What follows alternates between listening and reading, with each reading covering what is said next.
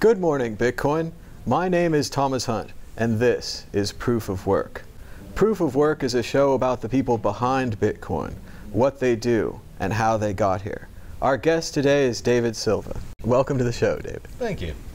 And now we're going to move on to everyone's favorite and most familiar question. What was your first computer? My first computer was a Commodore 64. All right, so you're in the early era, before the Apple II, before the IBM clones. Was it on a monitor or did it have it on the TV? No, it was on the monitor. Right. And best game we played was a statistics baseball game.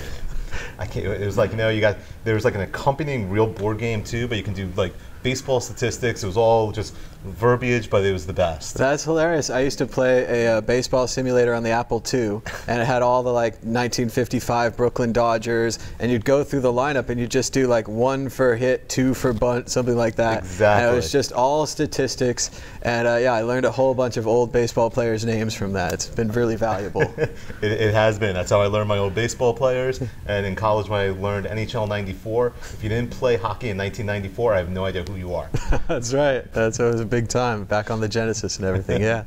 So you got into computers and you're on the Commodore playing video games. What else did you use it for? Anything else that it did for you? When I was a little bit older, when I was in high school, I remember having, it must have been an IBM clone, but it was the early days of dial-up, and downloading a flight simulator game that took like 2.5 days to download a 2400 MB, and then, that flight simulator game was great. I'd love to see what it looks like now, because in my mind it was like real 3D virtual. Yeah. I'm sure like Double Dribble on Nintendo, it's going to be a disappointment if I play it again today. Oh, it's so blocky. I used to play like F117A and of course Chuck Yeager Flight Simulator. And it was funny, I know you're a legal background. I used to work for lawyers, and we had a case where we were against Chuck Yeager, I think, and he came into the office and he was very like curmudgeonly and upset and old. He kind of looked like Buzz Aldrin.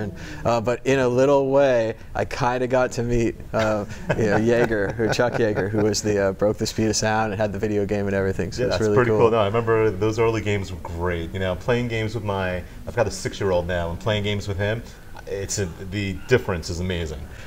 And that's just what Tyler was talking about when we talked to him. He was a big World of Warcraft player, which is a surprise as an older gentleman. You don't expect that. He's telling me how he's non-technical, and then he comes around and he's like, I'm a big gamer. And I'm like, you're non-technical, but you're a big gamer? It's just such a surprise for me. That's funny. Tyler's got me beat on that. I'm not a gamer. So you're not a gamer, and you have the Commodore 64. Where does it go from there? How do you go from early computers into Bitcoin? So I was a 16th century English major in college at the University of Michigan. So you can see the career path is really going to define itself. I went to law school, and then when I graduated, I went to work at a really large, like one of the 10 largest law firms in the country in DC for 10 years. And then when I came back to Florida, I do securities fraud, which has nothing to do with how I got into Bitcoin. You do securities fraud law, not the fraud. I am the guy who holds people accountable civilly for their fraud. I appreciate that clarification. It's a good one. I'm on the board of directors of Jewish Federation nationally. I was in Utah. And when I was in Utah in 2014, I was at a bar and some guy started talking about Bitcoin. In Utah? In Utah. And he was also on the board of Federation with us, and there were 4 guys at the table, and he wanted to impress us. And by impressing us, he took our cell phones, and at the time, I thought he gave each of us 5 Bitcoin. Wow. It turns out he only gave me 5 Bitcoin, and he gave everybody else 1, because he wanted to impress me more than the others. And I really appreciated that, because we were actually, the group that I was with, it's a 6-year commitment. We're at the end of our 6 years now. We were in Spain together last year, and we're on a bus in the middle of Lisbon, I think. And one of the guys was telling a story, and they were making fun of me because of some of my marketing media. And one of the guys was like, wait, I'm reading the story about you right now. You got 5? I only got 1. And literally a brawl ensued on the bus about how he wanted the other guy now to give him 4 more. And it was probably like, $100 or something at the time, right? At the time, I think it was worth around $200. And I was so impressed that some guy gave me $500. He literally took my cell phone, opened up a Coinbase account, and put it into Coinbase. It wasn't until it hit Bitcoin hit 19,000 that I ever logged back into that Coinbase account and was like, hey, maybe I should see if it's still there. And it was. That's amazing. So that's a great way to get started. How'd you go from being given your first Bitcoin to getting involved with the law and Bitcoin? So so after this happened in 2014, somebody called me up and told me a story about SKYPE in Delray Beach, Florida. SKYPE was a mom and pop exchange, literally, that would allow you to trade every coin, shitcoin, alternative coin. They took cash from you. There was no such thing as KYC. And the operator of that guy was a guy by the name of Big Vern. The first lawsuit I ever filed in crypto, and I believe it's the first lawsuit ever filed against an exchange in the United States, crypto exchange in the United States, was filed on behalf of SKYPE. Now I had to close my eyes there to remember his name. And he had about $20,000 in Bitcoin on the exchange, and this was and we sued, and that case settled. And I want to say that was around November 2014. I might be off by a year.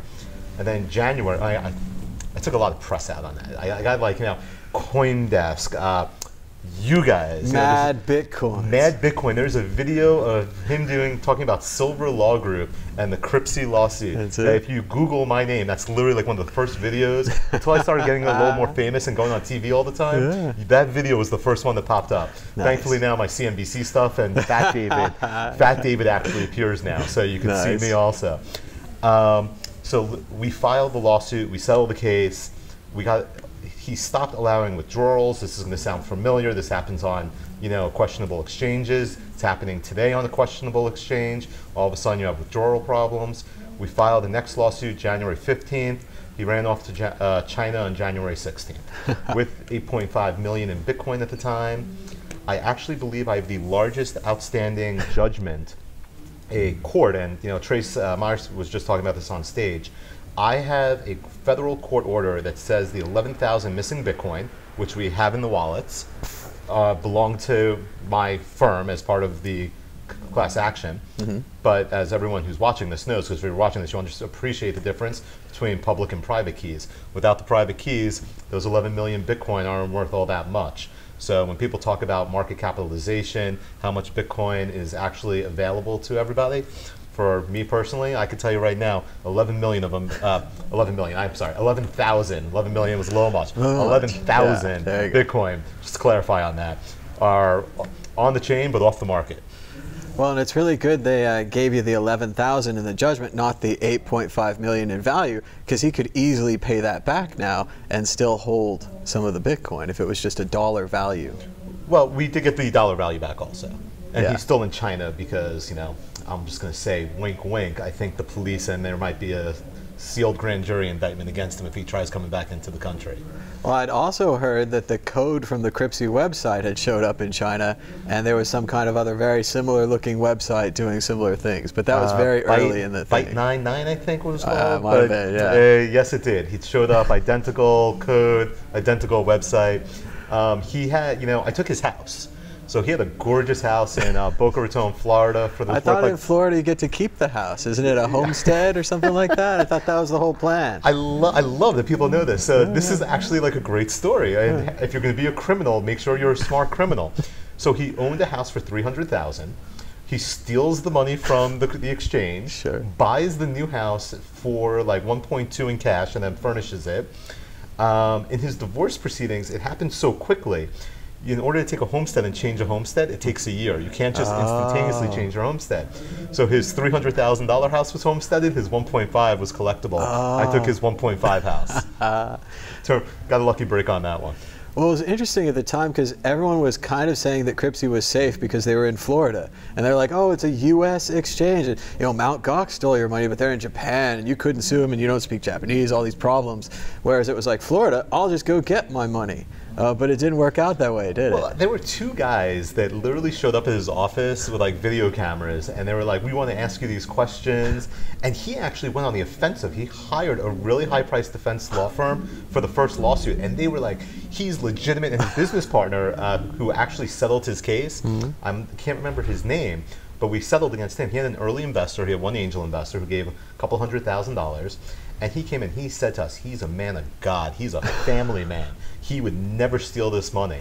And needless to say, nowadays the emails his ex-wife has to give us all the emails exchanges. He's ditched his kids, he left everything. How we actually found out about where all the money was, he had a girlfriend, and to show what a family man he was, his girlfriend had a kid that did not belong to him. And to show that he was a family man, he took the girlfriend's kid and his own kid, who is the same age, and put them in class together in a private school because he felt they should be friends. Wow. It's very modern family, yeah. I mean, you can't make stuff up like that. So clearly, him and I have a different definition of what a family man is, and he's now living somewhere in China. The 11,000 Bitcoins haven't moved, though. I mean, we've locked them up. The U.S. exchanges won't touch them. Okay. But one day I used to, when Bitcoin was going to when it was mooning at 20,000, I used to speak at conferences like this and say, I'll tell you what, anyone hacks it, I'll give you $50 million if you can hack it. And someone asked me, they're like, do you understand that if you can hack the private key, the value of Bitcoin would crash instantaneously? I'm like, man, you don't understand which side of the fence I'm on. Yeah, I gotta get this funds back. If it crapped out the market, I'd be okay with that. Yeah, recover the funds for the client, make them whole. Well, it was really interesting with Cryptsy as well, the way that allegedly that the money got stolen is that I'd heard at least that they installed, like you said, hundreds of wallets. They were always adding new coins. It wasn't like, it was like Binance now, I suppose, where and even Coinbase, the way they're starting to get these days. They're just cranking them out. How many new coins can we add today?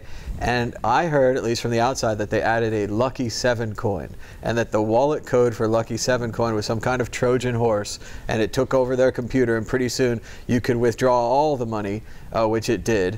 Of course, it could have also been an inside job. We have no way of knowing this from the outside. But were you able to find out anything about what happened to the funds, or were you suing even before the funds disappeared? No, the class action, we locked it up and the receiver was appointed.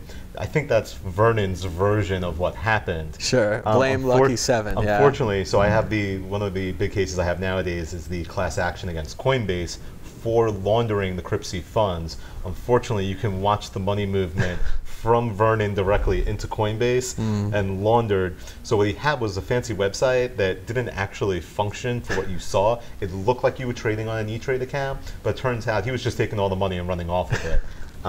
There were some smaller wallets. I'm not just saying that there was no wallets there, but as soon as we took over and the receiver was appointed, the wallets didn't track to buys and sells like you would expect on a legitimate exchange. But I think calling something a legitimate crypto exchange is kind of like saying I could still play guard for the Knicks. Not really sure it's likely to happen, but I'm sure there's still a chance. Well, and people always come along and they find Bitcoin and the blockchain and they see how decentralized it is and they think, I could build a centralized institution attached to that. And all of these rules about settlement and the blockchain, and every 10 minutes we know what's happening, all that, forget about that. I'll just build a database, and at the end of the day, or whenever we feel like it, we'll settle up with the database. And you're saying that's how Cryptsy looks like it was run, that it wasn't, the money wasn't there, it wasn't moving around, but at the end of the day, if I cashed out or whatever, they'd get it from somewhere and they'd put it together. Well, I think it was just a typical Ponzi scheme. You take new investor funds, you pay it out, and eventually when the piper stops, playing, when someone's out of money. So what happens is, and I agree with what you're saying, I mean, you take the large US-based exchanges right now. They are a bank, they are a custodian, they are a clearing firm, and they are a margin provider. So when you take those four things in context, that's a pretty sophisticated business operation. And then when you learn that there are like 3 people running the software, you question how they can be a $5 billion valuation on their business model. Well, especially with what we already know from stock market scams of the past, like front running. You can trade before the trade, get a little percent there. The high frequency trading where they had to coil the network wire below the machine so that everyone had an equal 50 foot of network wire, because if yours was an inch shorter, you could front run all my trades. They're going to find out how to do this with crypto. They're going to bring the old scams over. All the fun stuff from the 20s and 30s, the flim-flam scams, the Ponzi schemes like you're talking about, they're just reinventing them and adding crypto to the front, or coin to the end. Well, one of my favorite quotes is a Jesse Powell quote that says, crypto traders don't care about market manipulation. I can tell you right now, Jesse, they care about it when they lose their money. So it's one of those things where I think front running is happening. It's already happening. There's front running, there's market manipulation. It's going to come out. I say this a lot. 2020 is when the regulators are coming. And yesterday's heroes are going to be tomorrow's felons in crypto. Well, we'll just have to see if that happens, and we'll keep an eye on Vitalik Buterin and see how that one works out. Well, I think a lot of people, if they're smart, are working with the government, and you're going to see those who are working with the government. I'll use the Winklevi, the crypto people, Brian Armstrong, at Coinbase. Those that are working with the governments are going to be okay. Those that think they're above the law, they're going to end up in jail. A good lesson for everyone at home. Don't think you're above the law. Well, thank you so much, David, for joining us. Where can people learn more about Silver Law Group? Silver Miller, silvermillerlaw.com, and follow me on Twitter, DC Silver on Twitter. All right. Thank you so much for joining us.